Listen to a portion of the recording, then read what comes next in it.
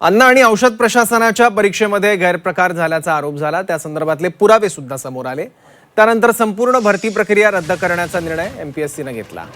गुन्हे अन्वेषण शाखेच्या अहवालानुसार परीक्षेत गैरप्रकार झाल्याचं निष्पन्न झालं।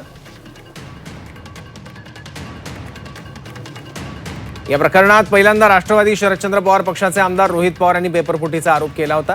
एमपीएससी परीक्षांची तयारी करणाऱ्या विद्यार्थ्यांनी मंगळवारी मनसे अध्यक्ष राज ठाकरेंची भेट घेतली होती। तर पुण्यात लोकसभेचे विरोधी पक्षनेते राहुल गांधी यांनी घेतलेल्या छात्रों की गुंज कार्यक्रमात एका विद्यार्थिनीने हा मुद्दा मांडला होता। एमपीएससीने जो ड्रग इन्स्पेक्टर परीक्षेत घोटाळा झाला होता तो मान्य केला आहे आणि री एक्झाम केलेली आहे। पण सुरुवातीला त्यांनी मान्य केली नव्हती, तक्रार आली नाही, मी स्वतः जाऊन तक्रार दिलेली होती आणि उलट माझ्यावरच डिफेमेशनचा गुन्हा दाखल करणार म्हणून एमपीएससीचे अध्यक्ष आणि सचिवांनी स्टेटमेंट दिले होते, नोटिफिकेशन काढले होते।